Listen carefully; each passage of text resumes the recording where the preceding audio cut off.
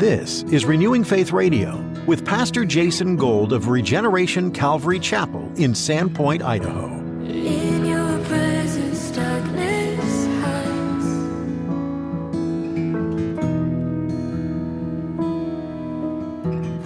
You got this crazy stuff going on around the world, and then we have crazy stuff going on in our own lives. And sometimes it's really easy to focus on the other things because it's like they're distractions from really what we're going through and the pain that we're going through and the things that we need to deal with in our own camp. And what we really need to do is look on the inside before we get so caught up in changing the world when God hasn't changed us.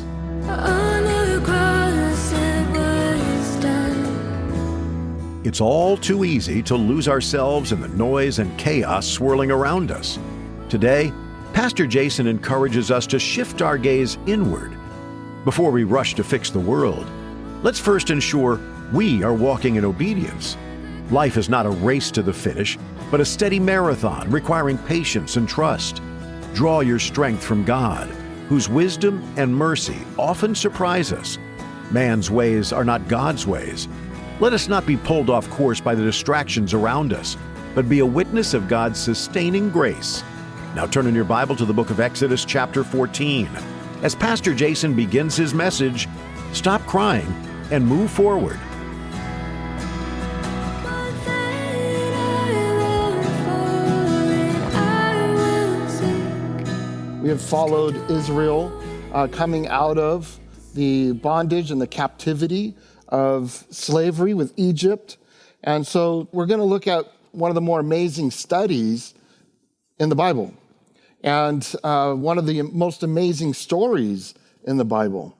And one illustration I read, it says, a 9-year-old Joey, he was asked by his mother what he had learned in Sunday school. And he said, well, Mom, our teacher told us how God sent Moses behind enemy lines on a rescue mission to send the Israelites out of Egypt. When he got to the Red Sea, he had his engineers build a pontoon bridge, and all the people walked across safely. Then he used his walkie-talkie to radio headquarters for reinforcements. They sent bombers to blow up the bridge, and all the Israelites were saved. Now, Joey, is that really what your teacher taught you? His mother asked. Well, no, Mom, but if I told you the way the teacher did, you'd never believe it. And how true that is sometimes with the stories in the Bible. And so that, there's actually a lot of people that have issue with some of these historical stories that show God's faithfulness because on a horizontal level, we can't explain it. It's supernatural. And I am A-okay with the supernatural. I am A-okay with God doing miracles. And so the bottom line is, if one doesn't believe in God, then they're going to have issues with these stories. But our faith is in the Lord. And so we're going to look at the crossing of the Red Sea. And so we're going to pick it up here in Exodus chapter 14. Exodus chapter 14. We're going to pick it up here in verse 1.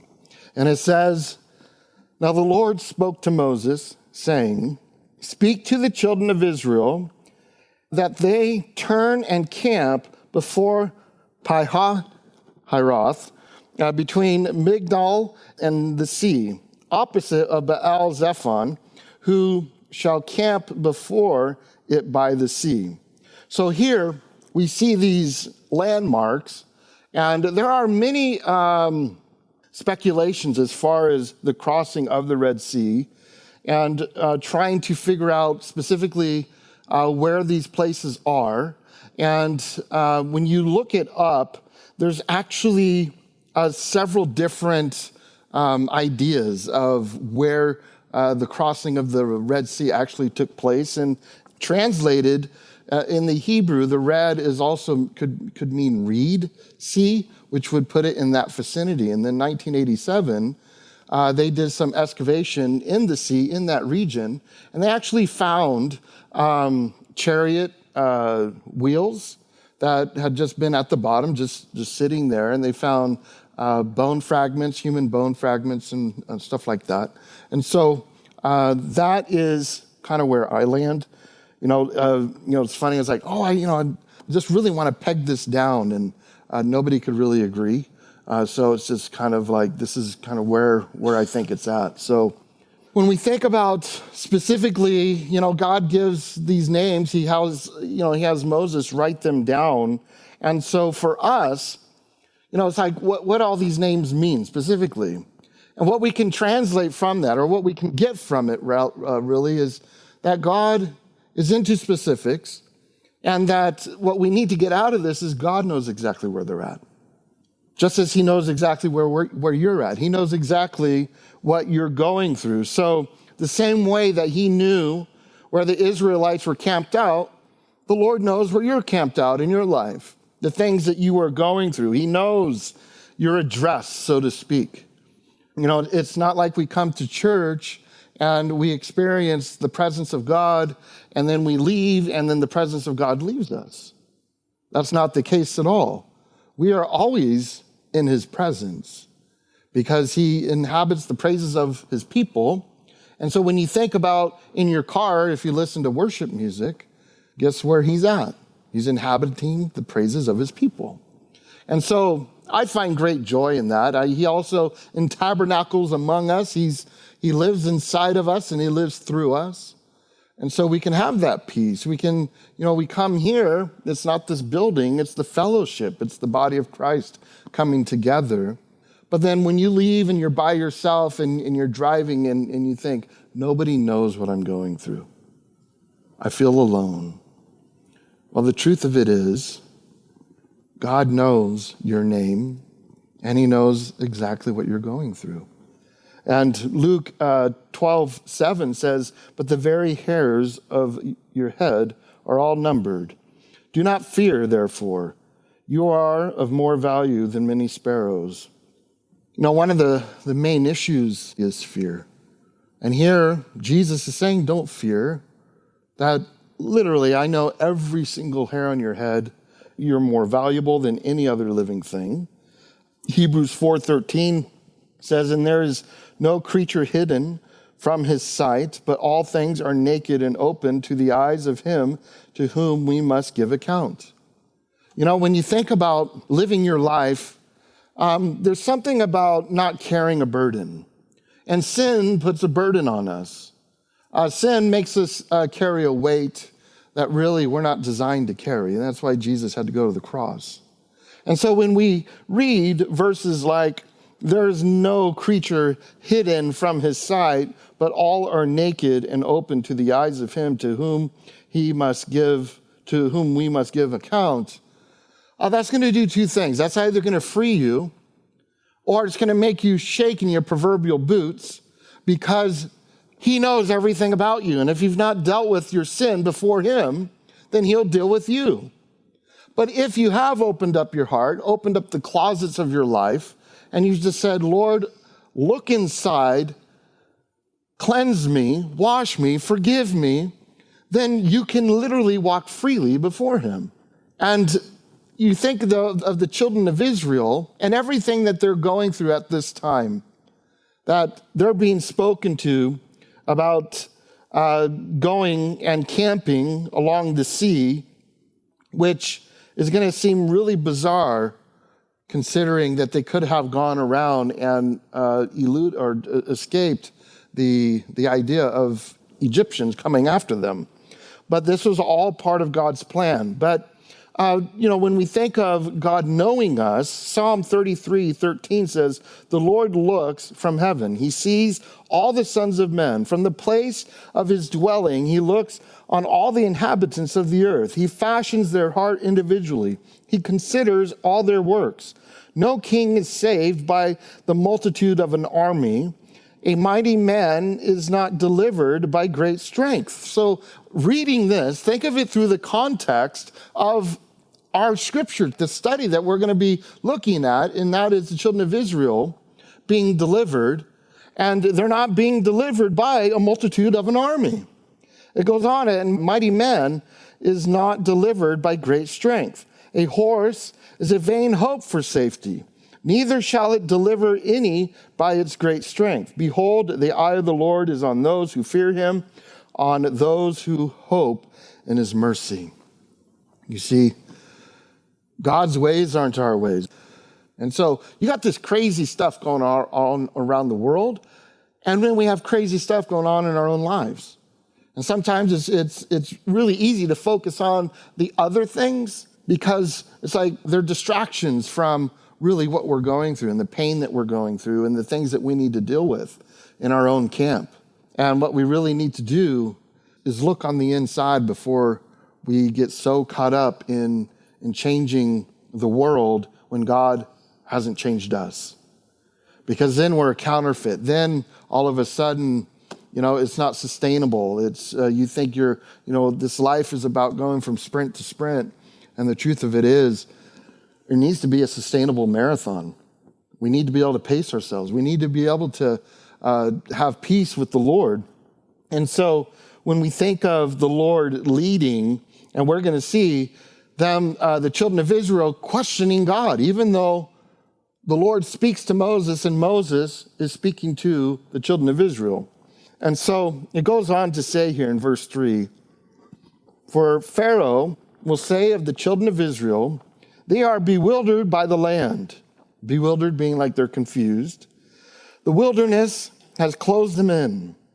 Then I will harden Pharaoh's heart, so this is the Lord speaking, so that he will pursue them, and I will gain honor over Pharaoh and over all his army, that the Egyptians may know that I am the Lord, and they did so. So here, them being the Pharaoh thinking that they're confused, that they're bewildered. This is like a chess game right now. And this is exactly what the Lord wants Pharaoh to think. That the children of Israel are confused. That Moses led the children of Israel in such a way that they don't know what they're doing. They don't know where they're going. And everything's confusing. And God's doing all of this. And it says it why he's doing this. He's doing it that the Egyptians, or actually above that, it says that I will gain honor over Pharaoh and over all his army. So the Lord knows exactly that the Egyptians are going to think that the Israelites are trapped, but in fact, it's going to be the Egyptians that become the trapped ones. And oftentimes, when we look at people's lives and people are succeeding in evil plans. We see that each and every day. But yet, we've heard the phrase, they're digging their own grave. And it's one of those things that the Lord is faithful. And when we read this story, that yes, things looked confusing. The Egyptians, Pharaoh, they looked at what the children of Israel were doing, and it was like, they don't know what they're doing. But they're doing exactly what God had told them to do. And so that's what we need to do. We need to continue, even though things around this world can seem confusing, and the church, people don't understand why we do what we do. And it's confusing to them that we're not panicking over certain things. But the truth of it is that God has us. And so here, the children of Israel, they have mountains on both sides of them. They have the Red Sea in front of them. And then they have the Egyptians coming after them. So you can imagine what the Israelites might be thinking, as well as Pharaoh and the Egyptians. And it would look as if they are in the wrong place. And so, why does the Lord put the children of Israel in this vulnerable situation? Because that question has to be asked for all of us when we feel trapped, when we feel cornered, when we feel pinned down. Why does God do that? Well, he does it to show his faithfulness. He does it that these children of Israel would learn to trust him. And so, if we don't ever experience a Red Sea type experience, then we don't understand what it is for the Lord to come in and do the miraculous in our lives. And anybody that has set themselves out there to be vulnerable for ministry, usually everybody has a Red Sea story of God just doing something incredibly awesome. And it's all him, it's all his doing. And so I heard a pastor once say, if you could explain what God is doing in your life, then God's not doing it. I was like, that's really profound. When God is just moving and he's working, then it's just God's moving and he's working, and I'm just a vessel that says yes. So here in verse 5, it says, now it was told the king of Egypt that the people had fled, and the heart of Pharaoh and his servants were turned against the people. And they said, why have we done this, that we have let Israel go from serving us? So he made ready his chariot and took his people with him. Also, he took 600 choice chariots and all the chariots of Egypt with captains over every one of them.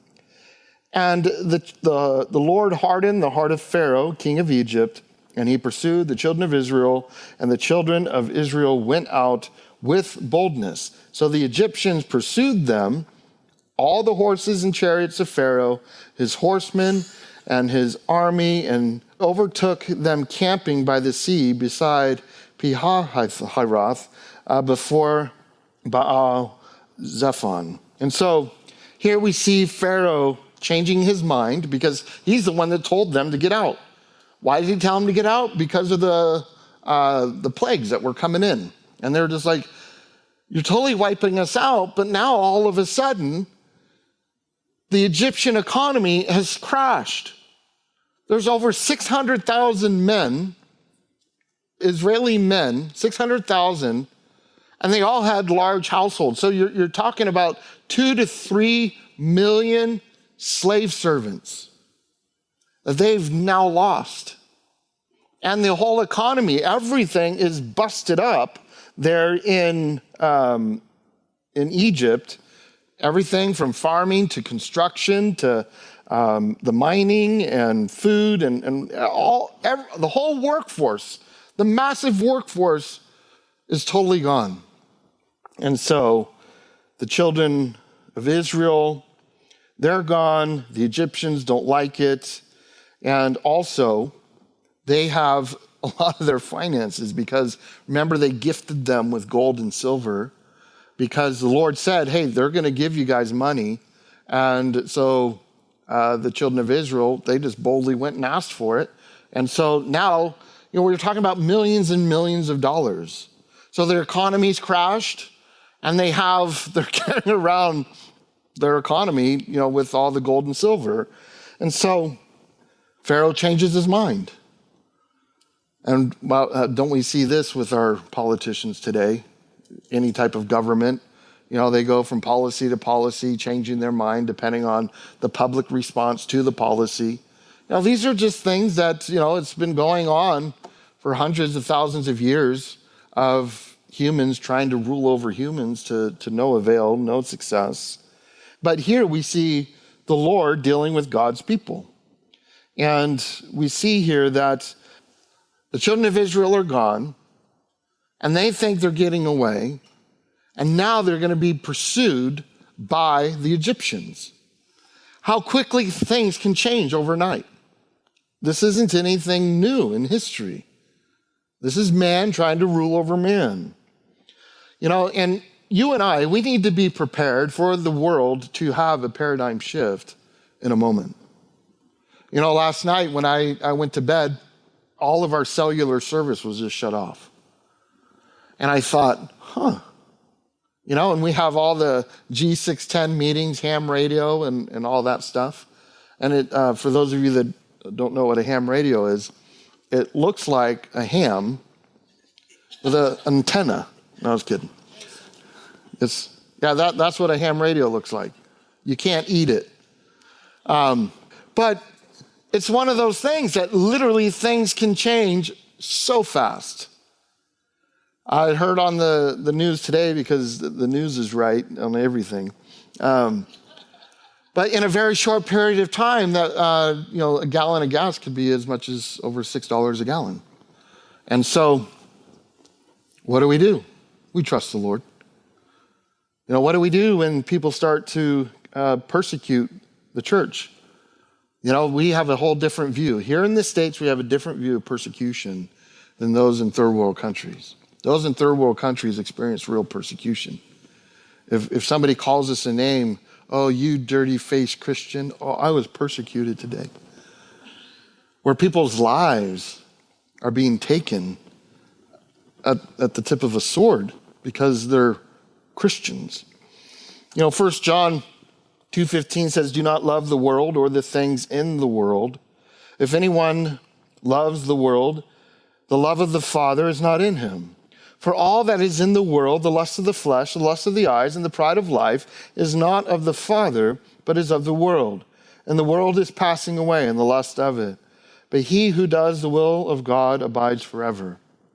When you look at the things of the world and the things that might entice you, and then all of a sudden, you might get whatever it is that you just be like, oh, I really want this. If I had this, I'd be happy. And then you get it and you realize, you know what? I don't want that one. I want the other one. And then you just start jumping around from thing to thing that's in the world because commercials are telling you that you need it. Isn't it crazy? Like spending $200 on a pair of shoes is like nothing. That's like an average, decent pair of shoe. And if you spend $30 on a pair of shoes, you're going to spend $30 a month on a pair of shoes. And that's just where everything's gone. And it's all about, what will satisfy the flesh. And this verse tells us that the world is passing away. And I'm not saying having stuff is bad, but the focus shouldn't be stuff. The focus should be Jesus. The focus can't be trying to work so hard to gather the things of this world. But yet we surrender our lives to the Lord. Well, here in verse 10, it says, and when Pharaoh drew near, the children of Israel lifted their eyes, and behold, the Egyptians marched after them. So the Egyptian economy's crashed. The Israelites have all their money. And Pharaoh drew near. The children of Israel lifted their eyes, and behold, the Egyptians marched after them. So they were very afraid. And the children of Israel cried out to the Lord. So they weren't regular afraid. It wasn't like, oh, I was scared. No, they're very afraid. And they lifted up their eyes. But obviously, they didn't look up high enough. When we focus on the things that are horizontal, we could get our whole minds freaked out over our circumstances. But they didn't lift their eyes to the Lord. Isaiah 40, verse 26 says, lift up your eyes on high and see who has created these things, who brings out their host by number, who calls them all by name. But the greatness of his might and the strength of his power, not one is missing. But yet, because of fear, these people were gripped with fear. They're very afraid. The Lord told Moses, tell these Israelites, this is the direction we're going. They're in God's will, and they're afraid. Have you ever been in God's will and still been afraid? It's our human condition. This really humanizes our relationship with God, that God gives direction, and we can be right where he wants us, and yet be scared. The program you just heard was Renewing Faith Radio, a ministry of Regeneration Calvary Chapel in Sandpoint, Idaho. Pastor Jason Gold is currently going through the Old Testament book of Exodus. Isn't it interesting to look at Moses' journey? Here he was, born a Hebrew baby, hidden for the protection of his life, only to be found by the Pharaoh's daughter. He was raised in the palace, learning all the Egyptian ways and practices. Then, as an adult, he was looked down on by his own people, and he went so far as to kill an Egyptian soldier. Fleeing from his homeland, he learned to be a shepherd for 40 years. Then, in a twist of events, God asked him to go back to his stomping grounds, to lead his people out of Egypt.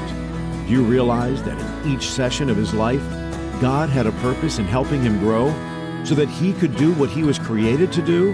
He learned the Egyptian ways so he could reason with Pharaoh and stand before him. He was a shepherd for 40 years, so he could shepherd the Israelites for another 40 years. No matter what phase of life you're in right now, know that God is grooming you for the next period of time He has for you. We trust that what you're learning from Exodus is encouraging you to step forward in this season of life. For more information on this ministry, go to renewingfaithradio.com.